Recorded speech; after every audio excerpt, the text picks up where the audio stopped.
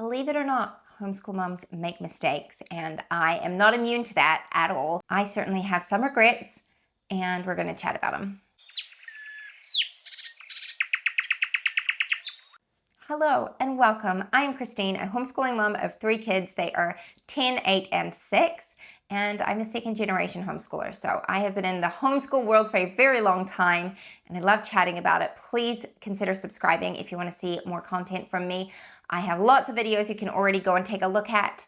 I have an email list where you can get access to a whole bunch of homeschool freebies. That's linked down below, and I post here once a week. So I hope that today's video is going to be encouraging to you, because although I'm going to be sharing some of the regrets I have from the past 5.5, I think we're in our 6th year of homeschooling now. 5.5, 6, something like that. I need to sit down and do the math. But even though I've been doing it for that long, there are some regrets, but I want to give these with the caveat that I would probably not change anything, because I've learned so much along the way, and none of these regrets that I have any like massive ramifications now. So yeah, that's the caveat I'm giving, and the reason I hope this will be an encouragement to you is because you don't have to be a perfect homeschool mom to give your kids a really good education. If you're striving for perfection, I'm telling you right now that you're going to fail, and it's okay to make mistakes. We all do it, and your kids are going to be okay, because I can guarantee that if you are that concerned about making mistakes in their education, you're already a really good intentional homeschool parent, and that is what truly counts, and it's what will get your kids where they need to be. So let's hop into it. Like I said, I have 3 kids, and my eldest has just turned 10. He was my guinea pig. He's the firstborn. I'm a firstborn. I've survived. I was also a guinea pig when it came to homeschooling and all the things, and I feel like I did okay. Were there some gaps? Yeah, but everyone has gaps. Doesn't matter what kind of education you have. Everybody has gaps. The thing that my parents equipped me with that made all the difference was that I was not afraid to go out and learn what I needed to learn. I wasn't unaware of the tools that I needed to access in order to learn those things. So if you can equip your children with the tools that they need to learn, and to have a good attitude about it, then I can guarantee that they're going to do just fine. So I have not been the perfect homeschool mom, and just because I have a YouTube channel certainly doesn't make me an expert on the topic of homeschooling. I was listening to the Little by Little podcast, and Lee is the sweet lady who runs that, and she has graduated 2 homeschool students, and her youngest one, she is not far off graduating, and she said, you really don't become an expert in homeschooling until you're finished, and that's so true. So bear that in mind. If you're struggling thinking that you're not enough, it's okay. We all feel like that. It's okay, and your kids are going to be okay. So let's jump into my first regret. Number 1, I wish I had not stressed so much about my kids learning to read. I really struggled when they weren't picking things up at the pace I felt like they should be picking things up. I didn't know what to do next. I just didn't have the wisdom for how to proceed. And in hindsight, what I would have done is just stuck with All About Reading all the way through for all of the kids. But I kind of hopped around because I didn't know how to reinforce the learning without trying something new. And now I have, some more wisdom on the topic. I kind of have an idea of the pace at which my kids learn to read and how they learn to read best. I have an idea of how they all learn. They all have different learning styles. And so if a child is not progressing at the rate at which I would expect them to, I have like a toolbox of things that we do, whether it's just reviewing old stuff or playing games or just doing read alouds. Like I get that all. And I also didn't realize at the time that a child could be like stuck at a certain point, and then all of a sudden they go from here to like here, like in a week, really, really fast.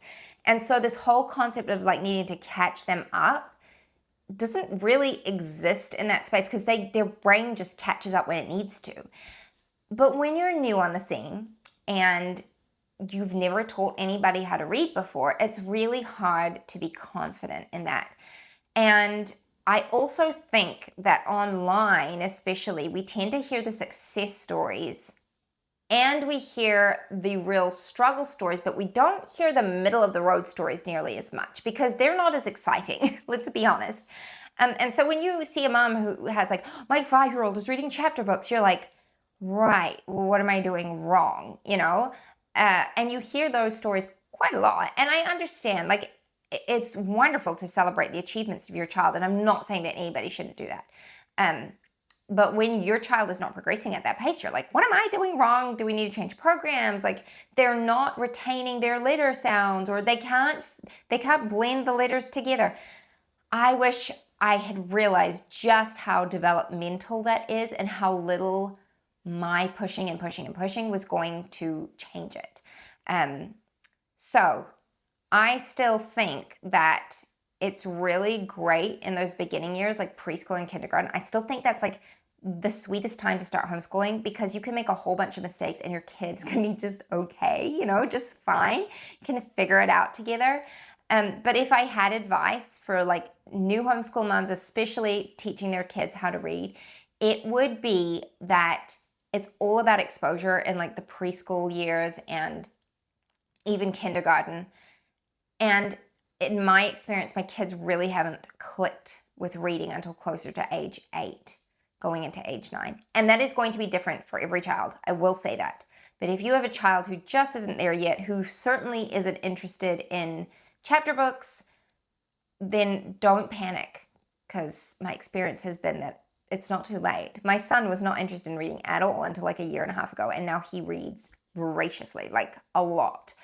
And he loves it, and he's learned so much from it. So that is probably the regret when I think of things that I would have changed. That's probably the number one thing I would have done, is just chilled out. And the other thing I have thought about, and this actually comes a little bit from Rachel, my friend Rachel over at 7 and All. She's gifted, and her eldest child is very gifted as well.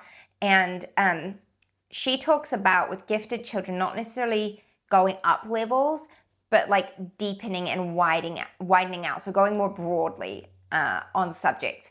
And that's kind of something I thought about as well, like in those younger years, instead of just focusing on reading and stuff, if they're just not getting that, just focus on other subjects that they enjoy. You can do history if they're interested in history. You can do sciencey stuff. You can do nature study. There's so many things that you can focus on. It doesn't always have to be reading and mathematics.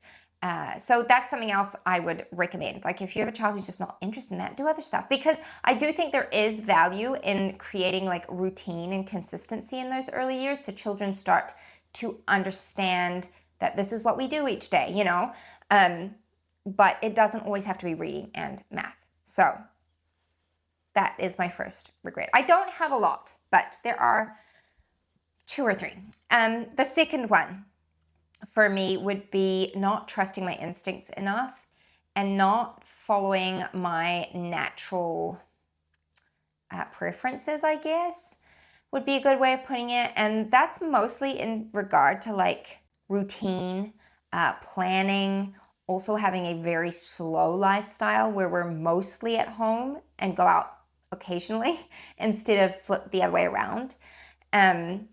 And again, I let myself fall prey to the online homeschool community. Not that they're all out, not that everyone's out there being like, you need to do it this way, but we tend to try and follow trends, whether we are cognizant of it or not. We do tend to do that. And I definitely fell into that trap. I've always been a bit of a planner, but I've felt torn, like, am I doing too much? Am I doing too little? Instead of just focusing and being like, is this working for us? Yeah, okay, well then let's carry on. Let's keep doing that. So I would also just recommend, follow your gut. If it doesn't feel right for your family, don't do it. I don't care if it's working for 10 other families. If it's not working for you, it's not right. And I would like to even be more confident in that going forward with my family and my kids, especially about like just protecting our slower lifestyle and being with one another instead of having to seek outside things all the time. And this is going to very much play into all of the, the critics who are like, homeschool children never get any socialization. But socialization, I could do like a whole video on socialization. Maybe I should do that. But really, my kids are perfectly well socialized, and they don't need nearly as much socializing as people make out that they do. Your child does not need to be in an activity every single day. They don't need to go out and see people every single day. They don't. They just don't, okay?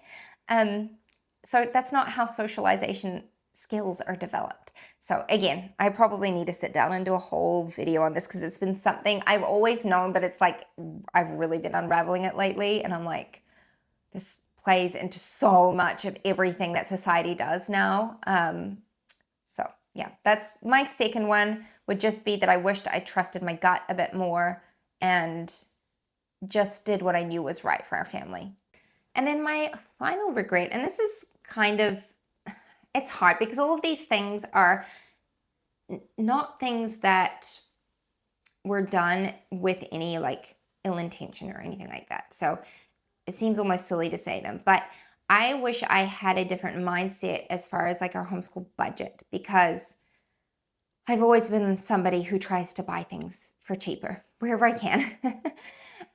And I have tried to really change my mindset in the last few years. Not that you have to spend hundreds and thousands of dollars on your children's education.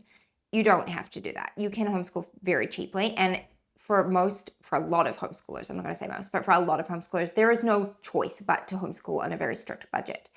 However, there have certainly been times where we've had the money to buy things, and I try and scrimp and save in whatever way I can. But the reality is, spending money on their education is a pretty great thing to be spending money on, good books, great literature, just good products to have in our home that help. I wish I wasn't so stingy all the time on them and was a little bit more willing to just, do the things and to value my time a bit more, because I've always been somebody to be like, I'll get the PDF and I'll print that, or, we'll make photocopies or whatever. And sometimes the effort of doing that is so much that it actually would have just been worth me paying the money for shipping or whatever. So that is something else I probably wish I'd given myself more of a break on, because spending money on books and things like that for your kids is certainly money well spent.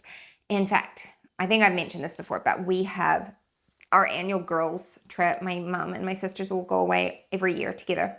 And this year we are going to my favorite bookshop, and I have already got like a list of books that I'm hoping to find and just stock up our bookshelves, because it is harder and harder to find good books for kids. And if I go to the library, I have to like pre-screen everything that my kids get out of the library, because there's all sorts in there. And a lot of young adult stuff now is just not great. So, yeah, I am really looking forward to that trip and going to find more good literature for my kids. Things I do not regret doing in my homeschool journey is being an eclectic homeschooler and picking all the different homeschool curriculums that I just love and make my heart sing. That has brought so much joy into our homeschool, and I don't regret that one little iota. I don't regret changing when things were not working, and I don't regret reading aloud to my kids tons and tons and tons and tons. We just have had the greatest times together reading books and joking about things and talking about things afterwards, and that has been pretty fantastic. So there's always things that we can look back on and wish that we could change, but we often neglect to look on the things that we're really thankful for and the things that we have done well and have greatly benefited our kids. So if you're a brand new homeschooling mom, I just want to say to you that you are not going to get through this process of homeschooling your child without making mistakes. Nobody does. Absolutely nobody. But there are ways that you can equip your child to do really well regardless of your mistakes, and that you'll still set them up to do well in life. So I just want to encourage you with that mistakes are going to happen, and that's okay. And if you are a homeschool mom like me who's still in the middle of your journey, you're certainly not at the expert level yet, but you've had a few years of wisdom under your belt now, please share below what regrets you have, and then some things that you do not regret at all, things that you have found really beneficial to your homeschool. I'm sure that's going to greatly help any new homeschool moms who are watching. It'll be a great encouragement to them. So leave any questions for me down below as always. Thank you for watching, guys, and I'll see you next time. Bye. What if the world had more of your smile? What if the wind could spread your love? What if your sweetness could reach everyone? There'd be no wars,